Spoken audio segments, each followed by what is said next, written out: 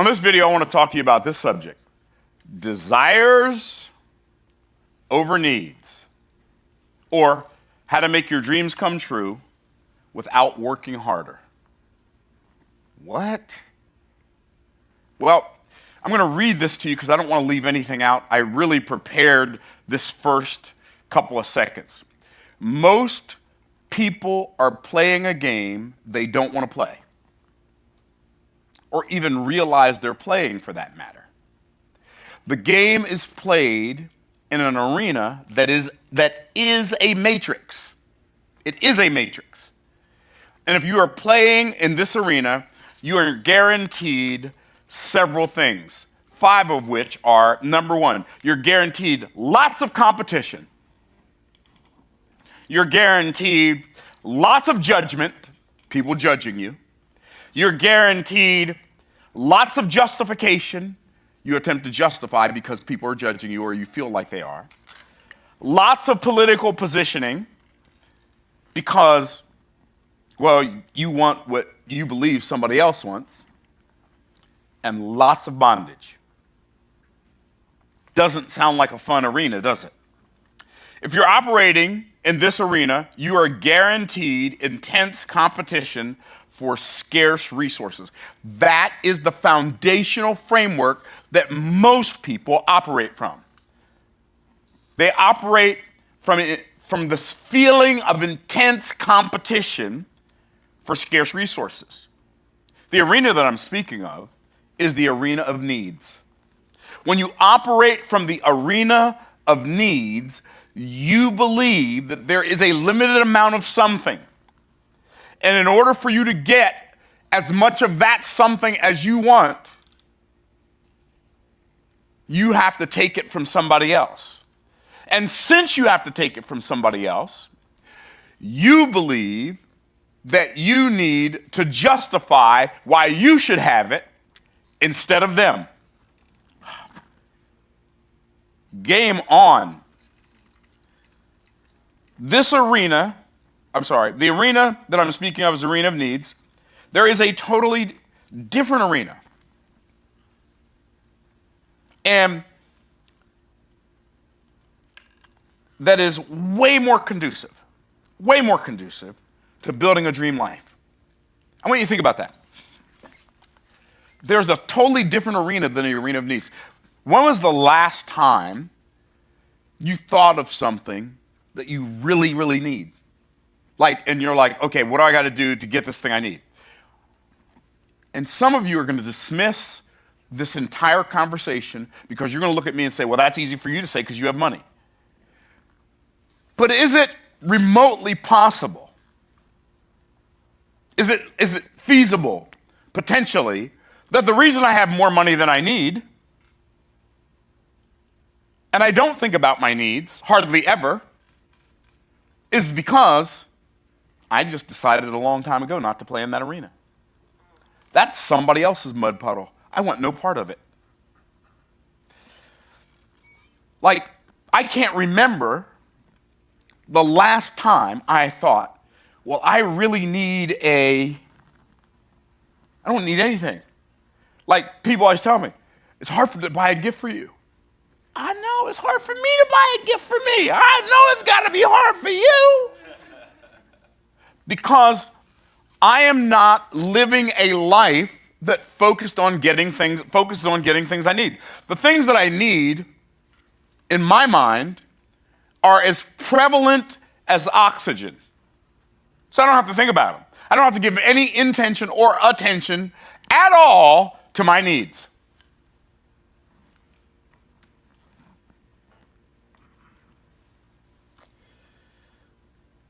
But when I talk about this arena that's conducive to living a dream life, this arena is the arena of desire.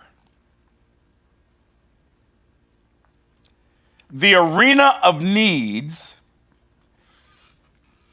is a very, very, very small arena with billions of players all competing for seemingly the same limited resources. What's happening here? But the arena of desires, as Ed said before I got started, is infinite. It's an infinite arena with infinite resources for an infinite number of people, but only a limited amount of people ever come to play in that arena. And that is why I believe Jim Rohn said, there's plenty of room at the top, it's the bottom that's crowded.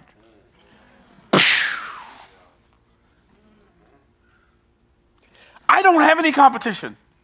Why? Because I don't live in the arena of needs. I don't care. I don't care to compete. If I am in a race that only I am in, the only thing I can do is win. What? Like, this is a mindset shift, y'all. This is like such a major mindset shift. Because we have been programmed by our parents, our teachers, our Sunday schools, our pastors, our work environment, the business, the marketplace, the news, the negative, consistently negative news, CNN, slides of Fox News, always been corrupt news, ABC. Anyway, you get it. We've been programmed to believe that there is a scarce amount of resources. In fact, when people talk about the economy, they always talk about it as a pie with a limited number of pieces. In order for me to get more, you have to have less. In order for you to get more, then I'd have to have less. But what you don't understand is there are a few million people in the world who live in this arena. Billions live in the needs arena. Billions. Just a handful of millions live. And by the way, here's what's cool about the arena of desire. There's enough room for all 9 billion people on Earth, and there'd still be more than enough for everybody to have more than enough, and there'd still be more than enough left over. What? Oh, this is giving me chills just thinking about it. See, I am not in competition. This is why, by the way, in business, when I am selling, I don't try to get people to buy. Buy or don't buy. I don't care. Because I'm operating from a principle of abundance. What's that principle called? It's called the law of averages. The law of averages states, out of every so many people I do a presentation to, X number will buy. And then I apply the law of large numbers to the law of averages. If I'm going to get 4 sales out of every 100 presentations I get, if I give 10,000 presentations, I just made 4,000 sales, or 400 sales. Y'all see how it works? This is not some pie in the sky. This is not some Myron believes in a fantasy. Okay, let's say I'm wrong. What do I have to lose? Think about this. If I'm wrong, what do I have to lose? Here's the answer. Not much. But if you have been operating from the arena of needs your whole life, and you're wrong, you lose everything. And so I've got a couple of principles that I abide by. This is why I don't bungee jump. This is why I don't jump out of perfectly good airplanes. This is why I don't ride motorcycles. I love motorcycles. But I'm a motorcycle idiot and cannot ride one slow, so I will not ride one at all. So here's a principle that I operate my whole life by. When the upside is limited and the downside is unlimited, it's always a hard no.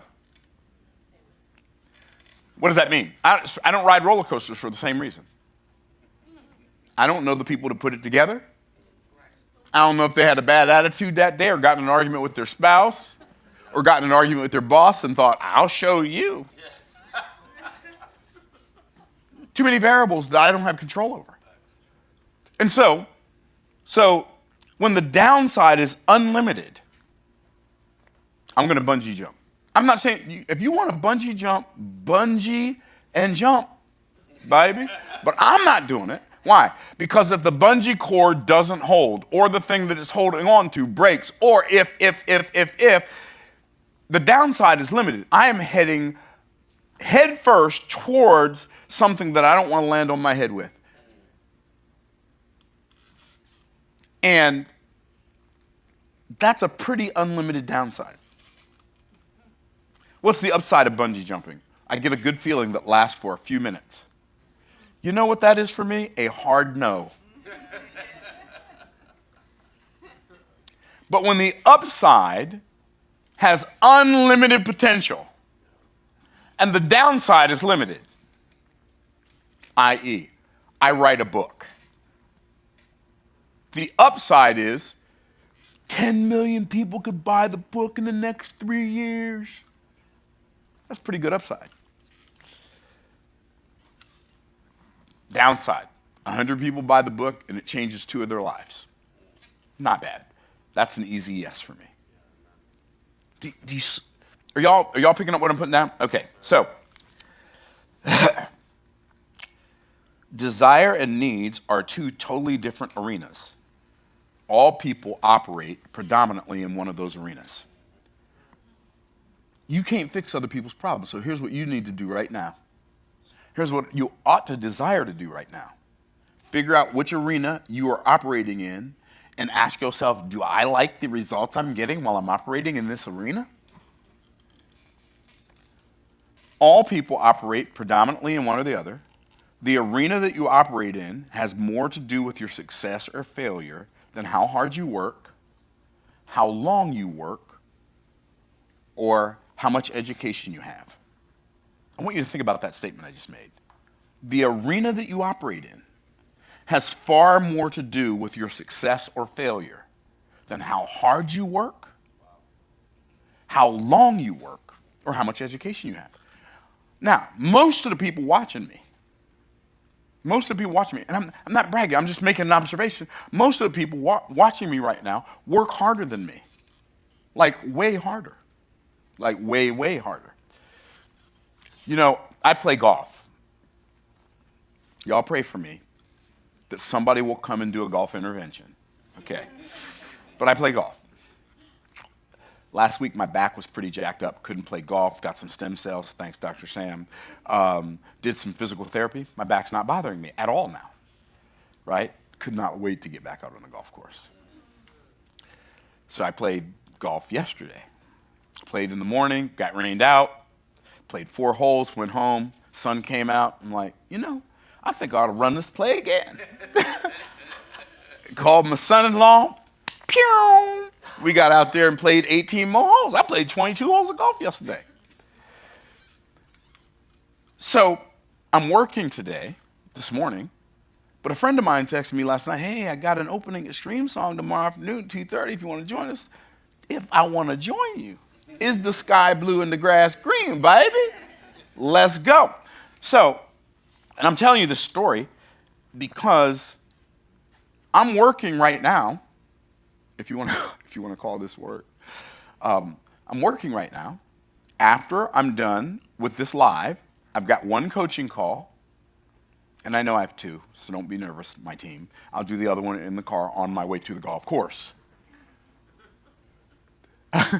So I'm going to go play golf today. Now, a lot of golfers, when they're playing golf, if they hit a bad shot, they get mad. I don't ever get mad when I hit a bad shot. You say, Myron, why don't you get mad? Because I am a full-grown man playing a game with a ball and a bunch of sticks in the middle of the day.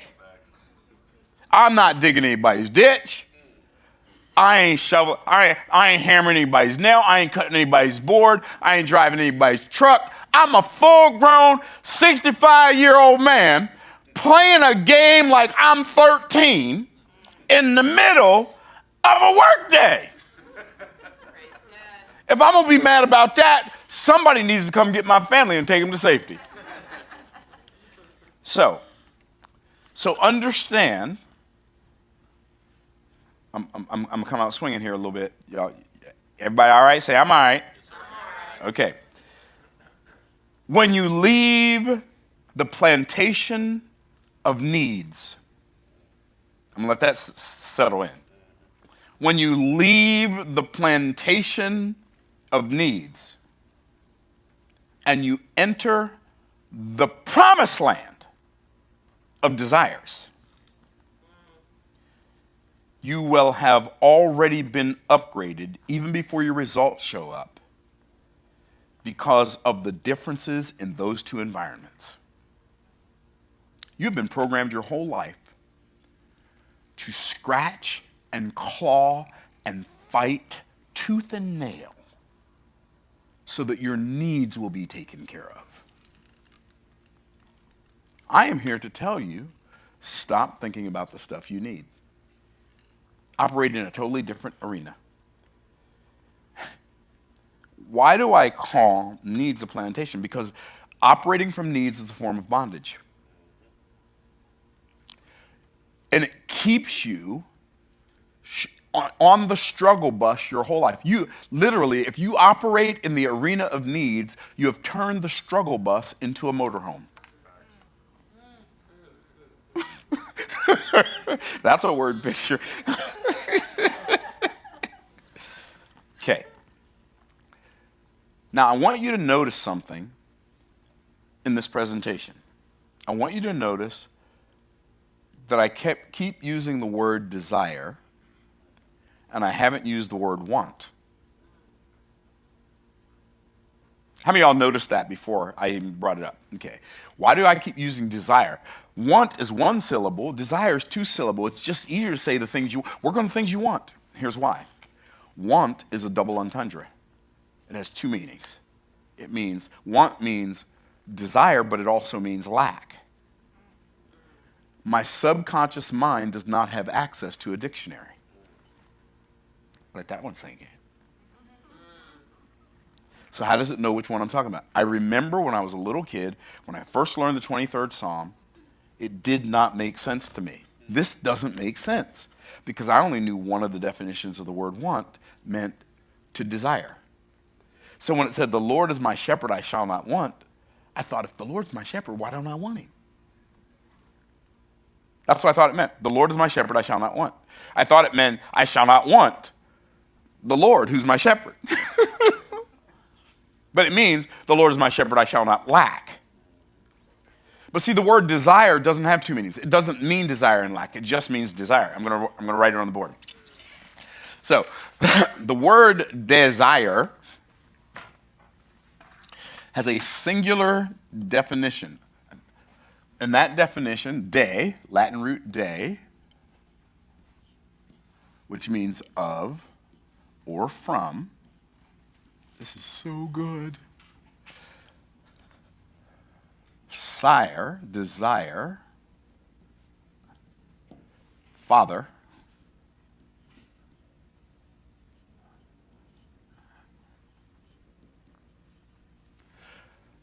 desire, of the Father or from the Father. Ah.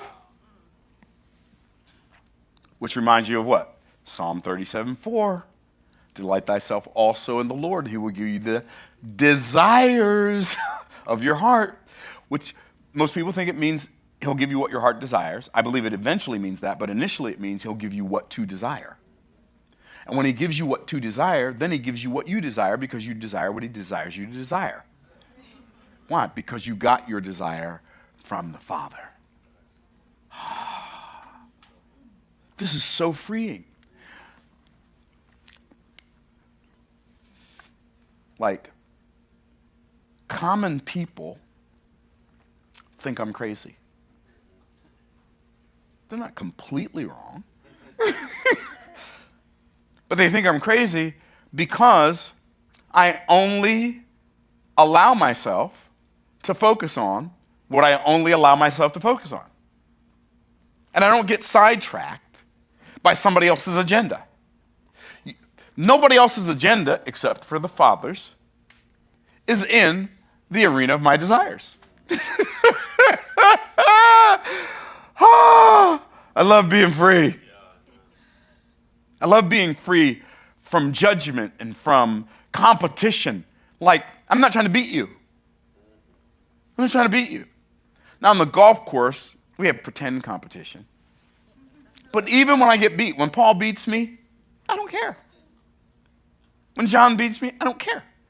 I act like I care so they can feel better about beating me.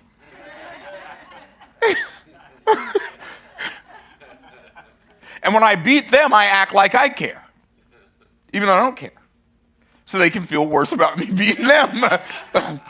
Okay, but I like operating from an arena with no competition. So here's what happens when you move from the arena of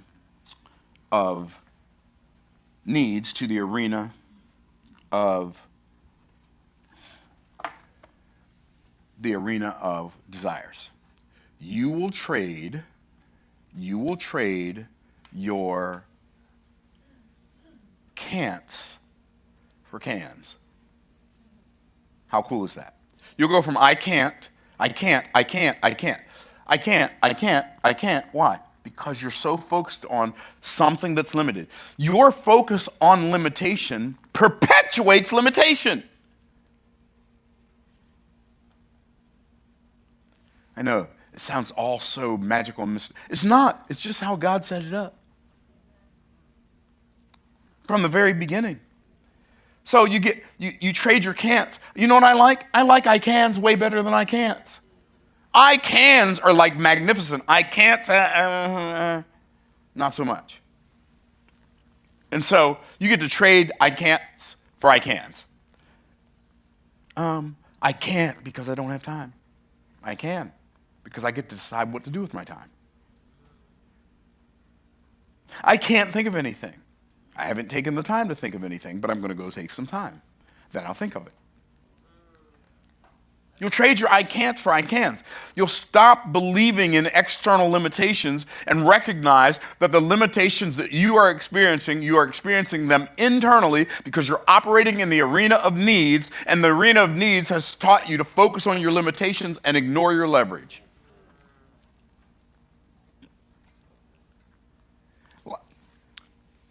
Sometime, like for a long time in my entrepreneurial career, before stuff started showing up, money, okay, started showing up, and I was working on all this stuff that seemed like it wasn't working, but there's no such thing as work that doesn't work, because the Bible teaches us that all work works. In all labor, there is profit. So all work works, but work is a two-sided coin. If I flip the coin of work and it lands on tails, it's not working for me. It's working on me. But because I'm living in the arena of needs instead of the arena of desires, when the work is working on me, I feel like it's working against me. But it's not working against me. You know what's working against me? My belief in the idea that it's working against me. And I get to decide. We're going to get to that word in a minute. So I get to trade my I can'ts for I cans. This is so magnificently powerful. Okay, I'm not even going to draw this yet. I'm going to draw something on the board, but not in a minute. When I do, it's going to blow your mind. It blows my mind. My mind's easily blown, but that has nothing to do with this. Okay, you're going to trade not just can'ts for cans, you're going to trade competition for collaboration. If you are operating in the arena of needs, you look at every person as a threat. I had an experience recently where I got invited to speak on a really popular podcast. Like 14 million subscribers on their YouTube channel. And they reached out to me. I didn't reach out to them. I was sitting at home minding my own business. Why? A friend of mine, Josh Latimer. So Josh Latimer is a guy who teaches blue-collar workers how to build funnels and how to like scale their blue collar home services business, right? And so he and I are friends. We've been in the same mastermind for, I don't know, 6, 7, 8 years. And so he's a believer, and he and I would have conversations. He's like, back when I only had 5,000 subscribers on my YouTube channel, dude, your content is so good. I can't believe it. The whole world needs to know about you. Aren't you frustrated? I'm so mad right now. I'm like, it's okay, Josh. He's like, what do you mean it's okay? This is the best stuff I've ever heard about. It's okay. People will find out when they find out. I don't have 1 million subscribers when I'm supposed to have 1 million subscribers. He used to be so frustrated when I'd say that too. What do you mean, bro? I'm like, what I mean is everything is beautiful in his time. If I start making my time, my calendar, my schedule, the priority, all I'm going to do is frustrate myself. It doesn't speed anything up. I might as well enjoy the ride while still focusing on the things I desire to have. So, you trade competition. So when I see somebody else who does something, instead of me seeing them as a threat, I see them as a potential collaborative partner. So this YouTube channel that has 14 million subscribers reached out to me. I'm like, okay, would you like to come to New York and be on our podcast on this day? Sure, I'll do that. And what I'll do is, I'm already going to be in Maryland. I'll just extend the jet and go to New York and then have the interview. Great. Okay, they said, they confirmed they want me to come. The next day they sent me an email, we're not sure we want you to come. We need to have another conversation with you. Okay, I'll have another conversation with you. And we went back and forth a bunch of times. And then one time I'm having a conversation with one of the employees from this person, and I felt like I was on a job interview. I'm like, y'all reached out to me. What are we doing? I didn't call you. Y'all reached out to me. Now, I really don't care if they never invite me back. I don't care. I'm not pretending not to care. And it's not that I don't care because I'm mad at them. I'm not mad at them. But I told them, I said, the next time you think you might want me, know for sure, because we'll reimburse you $1,500 for your expenses. $1,500 will cover the tip for the flight crew.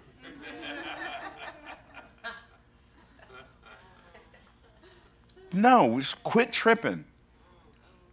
Right? Like it's going to cost, for me to fly from Tampa to New York, it's going to cost me no, it's not. It's going to cost me about $70,000, $80,000 round trip. Now, I don't mind spending $70,000 to $80,000 round trip, but I don't want to spend $70,000 to $80,000 and then I get booked and then you call me right before it's supposed to happen and say, oh, something came up. I'd rather you not even invite me in the first place. I'm okay with that. So I'm having a conversation with my son about this experience. He says, you know why that happened, don't you? I said, no, why? He said, because he believes in evolution. I said, what does that have to do with anything? Yeah, that's what he said, because you believe in evolution. Because he believes in evolution. I said, what does that have to do with anything? He said, when you believe in evolution, you see everybody as a competitor and everything as an opportunity that you have to take advantage of before somebody else takes advantage of the opportunity. I'm like, I never thought of that before. Which reminds me, why? When I talk about something getting better, I never say, well, it evolved into this. It didn't evolve. It developed into that. Evolution implies progress without intention or energy. That's what evolution implies, right?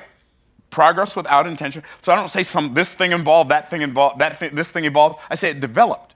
So I want to show you the original cover of The Origin of Species by Charles Darwin, a failed religious priest pseudoscientist who came up with this theory that literally was a racist thesis. This is the original cover. On the origin of species by means of natural selection, or the preservation of favored races in the struggle for life. Wow, that's the original cover. Now, when people are talking about racism, nobody ever talks about Charles Darwin. which is the foundation. It's literally one of the foundational cornerstones of racism. Because I'm competing with you, so I have to be better than you. Okay, you can. We don't need to show that anymore. So, but you get it. So people believe in intense competition for scarce resources because of evolution. I don't believe in evolution, and I don't believe in intense competition for scarce resources. I know for a fact that the universe that God created is ever expanding. It's large and ever expanding. Why? Because God created an ecosystem of production. Animals reproduce. They reproduce like more than the originals. Like, do you realize all the land animals on Earth, if they're unclean beasts, they came from 2 unclean beasts. And they started from 2. If they're clean beasts, they started from 7 after the flood. All of the humans that exist on Earth right now are the descendants of Adam and Eve from a macro perspective, but even later than that, are a descendant of Noah and Mrs. Noah. 9 billion people. And see, we believe that the stuff is the resources. The stuff's not the resources. The stuff is just assets. God is the source. We are the resource. People, we're running out of natural resources. No, we're running out of natural resourcefulness because we're living in the arena of needs. It changes the game. And I used to say to my wife all the time in our entrepreneurial journey, when I was working really hard at business to learn it, I wasn't working for the money. I was working to learn business, to master the skills that were necessary to produce this desired outcome, this vision that I had for myself. And I remember one of my mentors when I was in network marketing. His name's Ben. And back in the 90s, Ben was making $90,000 a month. And I thought, $90,000 a month? What do you do with $90,000 a month? That's 90. What?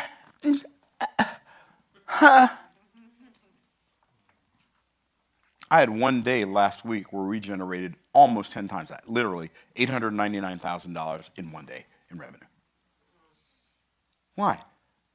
I'm not in competition with Ben. That's not why I told you that. But I'm telling you that what I used to believe was so much I couldn't wrap my mind around it in a month.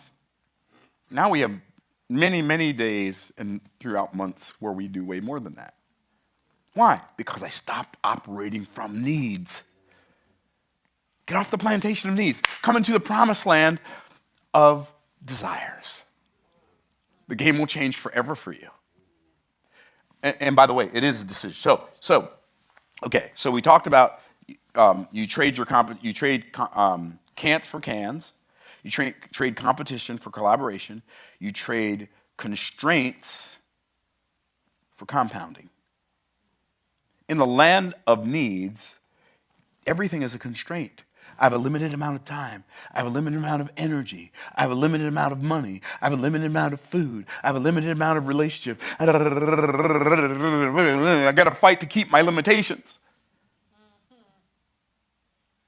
But in the arena of desires, everything compounds. Do you realize people live longer today than they did 100 years ago? Not only do they live longer and have a better experience of life. Not only that, I'm talking about like millions of people around the world live better lives than it was possible to live 100 years ago. Think about that. Mind-blowingly amazing that is. Why? Because a bunch of somebodies decided, I'm not going to live in the arena of needs anymore. I'm going to live in the arena of desires. I'm going to go create the stuff I desire so that it serves other people. It's such a beautiful, freeing place to live. When you trade constraints for compounding, there's always more. There's always more that I can be. There's no point that I can become so much that I don't have room to become more. If I learn how to use leverage, There's always more I can do, even though I'm actually doing less because I'm using the leverage to accomplish things that I used to do with labor. So I'm replacing my labor with leverage, so I go from constraints to compounding. So it's such an amazingly beautiful way to live if you will. Okay. I'm trading compulsion for creativity. What does that mean? I'm going from I have to do this, I can't because I have to do this. I can't because I have to do that. I can't because I have to do this. I can't because I have to do that. I go from I can't because I have to I can because I get to. That's the difference in constraints.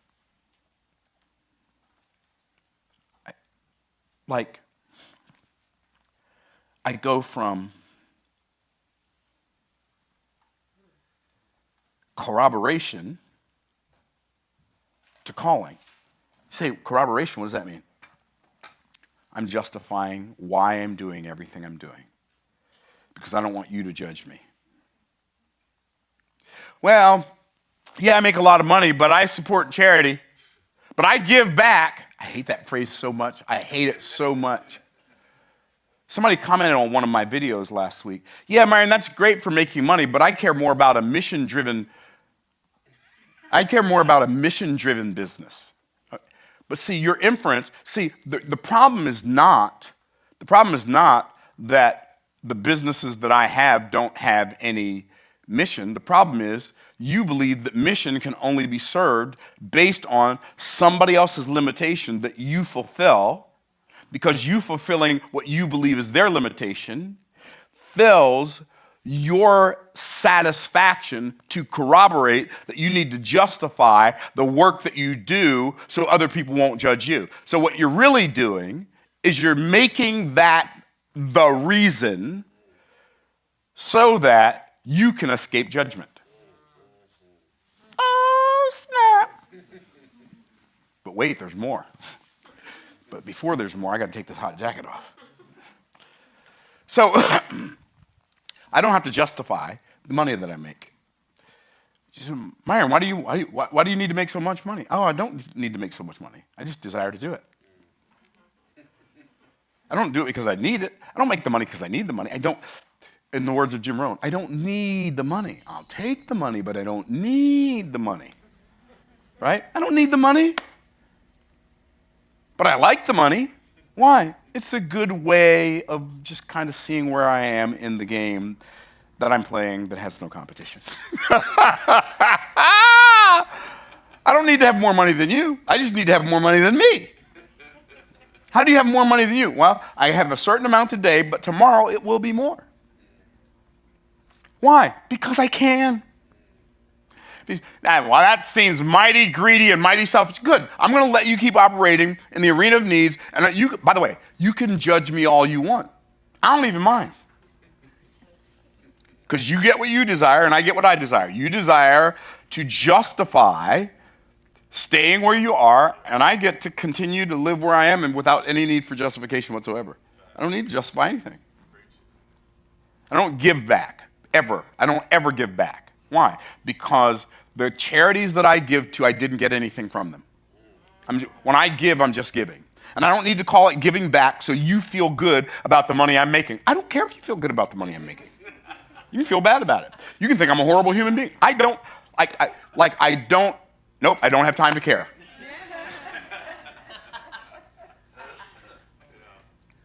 And why? If you think about how much energy people waste on clawing and competing and striving and proving and justifying, what are we doing? Pontificating and politicking so that people think that we're better than we think we are. Nope, don't have time to care. What if you just operated from desire, from the Father of the Father? That would change the game for you. Now, there's no justification necessary. There's no Myron, but you make more money than you need and you already have more money than you need. When does it stop? When I'm dead. It doesn't even stop then because we've got systems that perpetuate it after I'm gone. Why? Because a good man leaves an inheritance to his children's children. So, stop justifying yourself. Like, think about it. If somebody said to you, how long do you want to live? What would your answer be? As long as I can. You wouldn't say as long as I can, as long as nobody else has to die. You wouldn't say that. Why? Because it doesn't make any sense. It's nonsense. That's nonsense. How healthy do you want to be? Well, I want to be as healthy as I can as long as no one else gets sick. That's insanity. What are we doing? Where do we get this from? Oh, we got it from the cultural hypnotic societal mechanism. Predominantly, we got it from the miseducational misdirectional system, aka the government indoctrination camps, child prisons, schools, whatever you want to call them. Because the reality is, we were competing with other children for grades in subjects where you had to memorize things we'll never use at the expense of not learning things that we'd have to use for the rest of our lives. So literally, we were trained to be distracted in the arena of needs. Okay. So, when it comes to needs versus desires, here's some things we need to do. Ignore your needs and focus on your desires. Just ignore your needs. Just stop thinking about them. If you focus on your desires, if you pick some desires, some things you just desire to have, some things you desire to do, some things you desire to be, you just focus on that and ignore your desires, your life will start getting better exponentially immediately. Not it might. It will. It'll start getting better. You'll just start feeling better. Okay, cool. So you get that. Okay. Instead of the needs and scarcity, and in the arena of needs, scarcity is the constraint. But in the arena of desires, infinite abundance is the constraint, which means there is no constraint.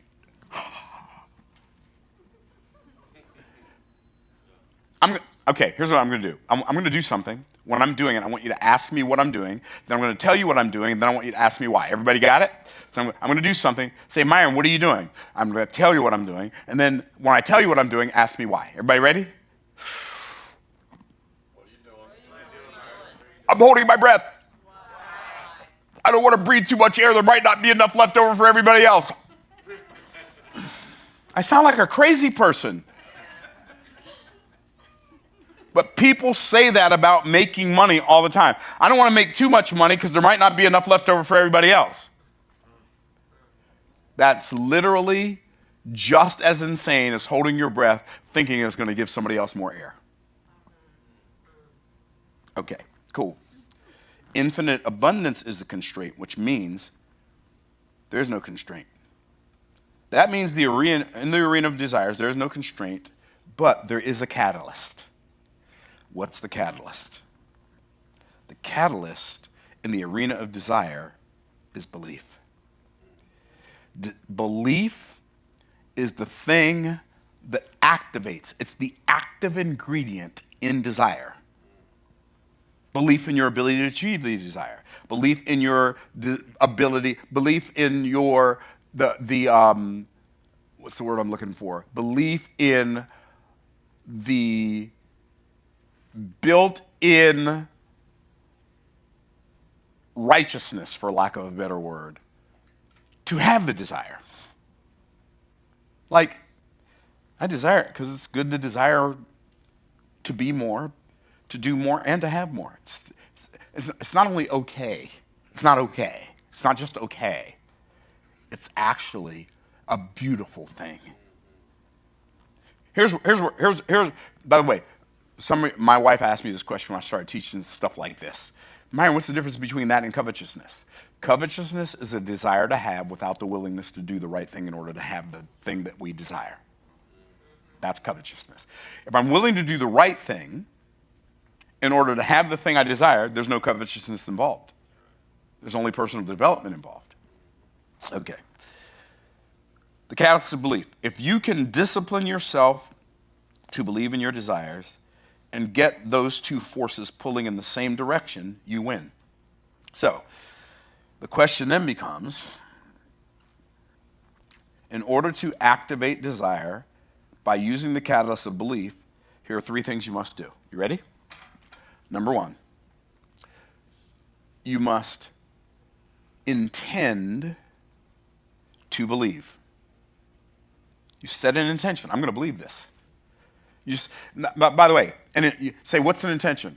It's an objective that I see in the future. I intend to believe this. This is what I intend to believe from now on. Like, from now on, I'm going to believe this. You just intend it. Then you decide, okay? You decide to believe it.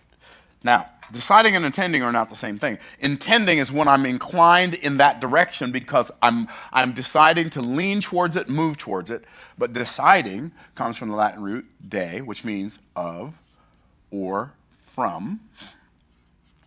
And side means to cut. Oh, I used to write, now I just think about it. To cut. So when I decide something, I literally cut myself off from any other possibility. Here's what decide is. Decide, by the way, you know another word that means to cut? What's another word that means to cut? A Bible word that means to cut. The word covenant means to cut. And a covenant is a cut based on a promise because of mutual love and admiration, because of mutual love and trust. And so when you make a covenant with somebody, you're swearing on your life to protect that person. Do you realize that deciding is, when you decide, you're actually making a covenant with yourself? Here's what that means. When you decide to do something, that's not the same as choosing. Choosing means pick one. When you decide, here's what it means. It means I am going to do this, or I am going to die in the doing of it. That's a decision. Okay. So the first thing I do is I intend to decide. Come on, change pages. Okay. So I intend to decide. I intend to believe. I intend to believe. And then I decide to believe. In other words, I cut myself off from any other possibility other than believing. If somebody comes and talks me out of believing this, that means I intended to, but I never decided to. I said this to my nephew a couple days ago. He said, "What do you mean, Uncle Myron? You can't just decide to believe something." Sure you can. Where do you think your beliefs came from? There was a point in your life where you decided to, whether consciously or unconsciously, to believe the things you believe. The problem is most people never consciously decided what to believe. They've only subconsciously decided to believe, because if you don't consciously decide what to believe, somebody else is going to decide what you should believe.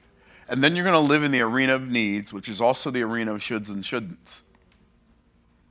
So, and the last thing is, you discipline yourself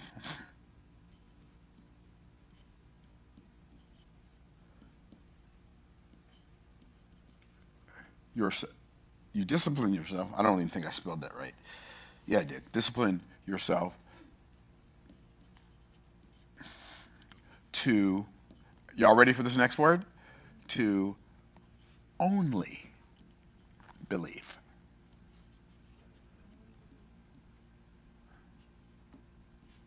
You discipline yourself to only believe. In other words, I believe and there's no doubt mixed with it. By the way, that requires discipline, which means, like, I think of discipline as doing what I'm supposed to do, the way I'm supposed to do it, when I'm supposed to do it, and doing it that way every time I do it, which means I have to I have to consciously and actively overcome my temptation to doubt the thing I've decided to believe. Why would I even be tempted to doubt the things I decided to believe? Because of what my eyes see. Because faith is created in the ears, doubt is created in the eyes. So I see a circumstance. What is circumstance? Circle, circle. Stance, standing still. Circumstances are the things that have me surrounded when I'm standing still. Why am I standing still? Because I believe in the arena of needs. I have so much I want to say about that, but I'm going to skip it just because of time. Okay, so you discipline yourself to only believe. It requires intense intention to decide to only believe. Because when you catch yourself being tempted not to believe, you have to actively work against that. Maybe saying it out loud. Oh, thank you for sharing, but I'm not going to believe that. I'm going to believe this instead. Why? Because I decided to. We must abandon our belief in evolution. We already talked about that. We must even abandon our use of the word of evolution as a way of explaining the pathway of transformation. Evolution is not the pathway to transformation. Development, which requires design, energy, and intention, is the pathway to development. Okay, to transformation. Okay. The last thing I'm going to say is this. When you live in the arena of needs, you're always operating from analogy. You're always looking around, getting your cues from everybody else who's stuck on the same plantation of needs. So you're copying people who are focused on doing things that the arena has programmed them to believe. And you're copying them instead of operating from first principles. What's first principles? I look at the desired outcome, and I only let the desired outcome tell me what actions to take in the present. When I find myself being tempted to be distracted by the false doctrine of wind or the false doubt of waves, I discipline myself to believe what my ears have heard, to listen to the voice that called me out of the boat in the middle of the storm, and that voice has given me the ability to walk on the very circumstances that threaten to destroy my life. Y'all know I'm talking about the story of Peter, right? Walking on the water. Peter said something I'd never say. Lord, if it's really you, call me out there with you. I'm too skeptical to say stuff like that. Because I'd have thought, well, what if it ain't him? And he called me out there anyway. That's what I'd have thought. But Peter, he wasn't thinking about all that. He said, call me out there with you. The Lord said, well, come out. Peter gets out of the boat. The other disciples, look at Peter. And he's walking towards the Lord. He's listening to the voice. And all of a sudden, it says, when Peter saw the wind. Really? What does the wind look like? It didn't say when Peter felt the wind. It didn't say when Peter heard the wind. It said when Peter saw the wind. Boisterous. He was afraid and began to sink. Maybe your real problem is you've been spending too much time looking at the wind. You say, Myron, what are you saying? I'm saying this. I'm inviting all of you out there in the YouTubeosphere, all of you in this room, I'm inviting you to come into this arena of desire where you don't have to justify what you're doing anymore. To people who don't care, they just want to judge you so they can justify staying in the arena. You don't have to justify anymore. You don't have to compete anymore. You don't have to complain anymore. You don't have to see all of the limitations that exist in your world anymore. You can just ignore it. You say, but how do you do that? Well, do the same thing with the limitations that you've been doing with the abundance. Just ignore it. Because they've both always been there all the time. Now, I already told y'all before I got started, I told y'all, this is going to be challenging. In fact, your subconscious mind, for some of you, is already fighting against you. Oh, that can't be true. Nope, it can't be for you. But you know what? Even if it's not true for me, I'm going to keep pretending it is. Because if I'm only pretending, it's working out pretty good. What are you saying, Myron? I'm saying this. When you operate in the arena of desire, last illustration, here's what you're doing. There's a tug of war until we decide we don't want to play this game anymore. There is a tug of war between two people inside of us, kind of like Jacob and Esau. There's a tug of war between two people inside of us. And that tug of war is between E and D. By the way, E always wins the tug of war. Always. Always. There's never a time when E loses. E has never lost a tug of war. So, I'm not going to tell you who E is yet, but I'm going to tell you who D is. D is desire.